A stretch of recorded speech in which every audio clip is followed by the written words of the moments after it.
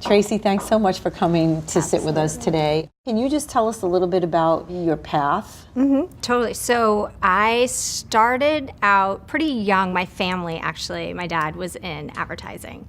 And so I kind of knew early on that this was an exciting field. It was a creative field. So I actually ended up going to school, undergrad and graduate, for advertising. So it's really unique. I went to a specific program, loved it, and then followed up after my first year of working. And I feel like there's so many aspects to advertising, especially today from back then, but I feel like the more open you are to understanding them all, instead of like, I need to work for this company or I need to be on this side, I think like letting a little bit of experience, just get as much exposure to a variety of problem solving and let that guide some of the experience that you decide then to maybe go to a college for advertising or not. And that helps with networking too, because you meet triple the amount of people. A lot of people have internship programs, but I think then you can see, is this the kind of culture I want to be a part of? Are these the kind of brands I want to work on? And I think exposing yourself early on, because people work in like an environment of the always on consumer, and that doesn't shut off a lot. And so you want to be super passionate and happy before you take a job. And I think that's what I've noticed a lot too, is people go from like one place to another, but really seeing like what makes you so happy versus what's the experience I need on my resume. I think that would be, super helpful for people to guide themselves with. I agree. What are the qualities or the values that you look for? And I know you just talked a lot about what excited you. So I'm curious, when you see a couple of resumes that look the same or you meet people, what's that thing that you go, that's the one I'm taking? It's interesting. I always ask somebody at the end of the interview, if I were to speak to someone who you went through a really difficult time, a difficult project, maybe you stayed up late, worked all night, what would they say about you? You're the person that, fill in the blank. And I always say to people, this is your time to brag. So you don't have to brag about your pedigree school or brag about the experience you've had. What do you think someone would say if they're going to war or if they're going to battle? What would you be known as? Like, what do they bring you in as? And that's a huge answer, because I think a lot of people will say, like, I'm just really happy or I'm just really positive, versus I'm the person that you can rely on. But I also think like work ethic and just someone who can see a vision of where this could go and who's a creative problem solver.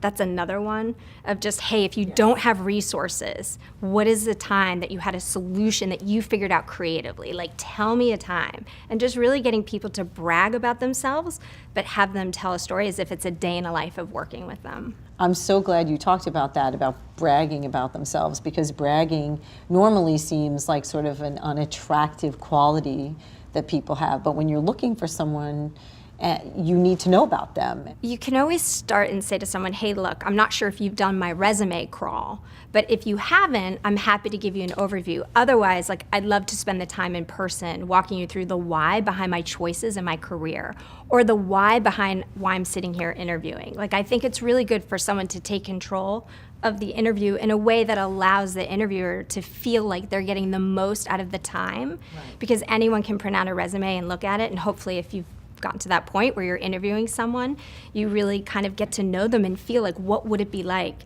to really work with you day in and day out, without being so worked up about the perfect answer. And it depends, but I appreciate when someone's really honest about what we could do better. Like, I think this is an opportunity, like, to be able to give something in an interview, like, hey, I've done this before and it worked. You might want to look at something like this or this, offers value, and you're already creating value in the interview, instead of reading how to answer interview questions, just being yourself, but really looking, if I were there, what are some things I've learned in my past that could help them? Because then that person will remember you as like, they gave some value when they didn't need to in an interview setting. Well, your whole business wasn't around 10 years ago, really, right? So, exactly. So it's made massive opportunity for people like you to take the experience that you have and market something that's never been marketed to people before. So I work for a company called 23andMe, and I think the last science class I've taken was 7th grade. And I think the most important thing is I had no experience in science or in genomics. And I think what was great about that is that I'm a translator. So if I don't understand it, I can't brief anybody to create material to get the public to understand. And so I think looking around at new perspectives on any brand, like, if someone were to say you can't take this job or you can't get this job because you don't have experience, maybe the experience isn't helping breakthrough. It's not helping disruptive thinking. And that's part of, again, the speed of which change happens. And the one thing that doesn't go away is the consumer, right? Being a human, like understanding people.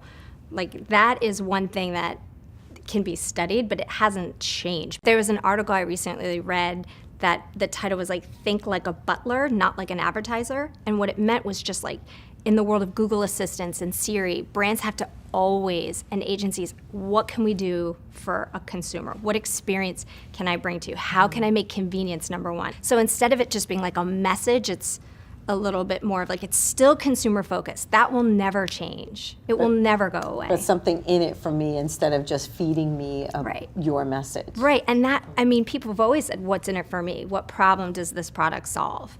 And so I think that will never go away. And it's a responsibility to be an advertiser or marketer, agency or client side.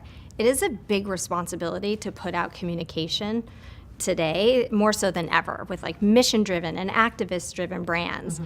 Taking responsibility. Google Pixel, I thought, did a great job with Logic, where they had a whole campaign that was kind of reframing the lens and change your lens.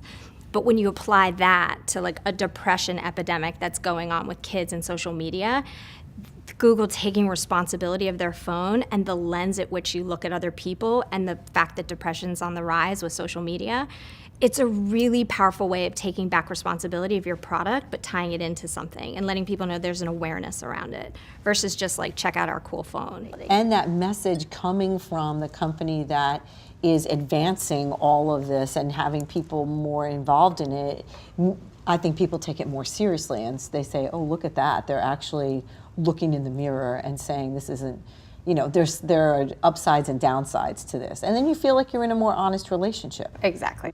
Is there anything that is happening today that you look and you say, wow, I didn't see that coming? I'm overwhelmed by the speed of change. And so I think that as whether you're on an agency side or on a brand side, aligning to speed when you have traditional processes. And there's a great book called The Lean Startup, which talks about, you know, the minimum viable product, this MVP of like, even if your organization has a process and structure, what could you do? It's just the same thing as what you would normally call a pilot. How could you pilot an idea? Like, big ideas don't need big budgets, and just get in there and do something and show people proof of concept that it works, but don't like rely on a boss to tell you or on a manager to tell you, you need to go do this, or do it anyway, because I think that is a big transition that will happen. Is I think that, you know, younger generations will have more control over content they're creating every day. Can't bank 6 months on one big idea anymore, or a year. So that's a big change. That's It's a huge change. Shift. It's huge. It's great to see people who are actually just love what they do. So thanks for spending the time with us. Thank you.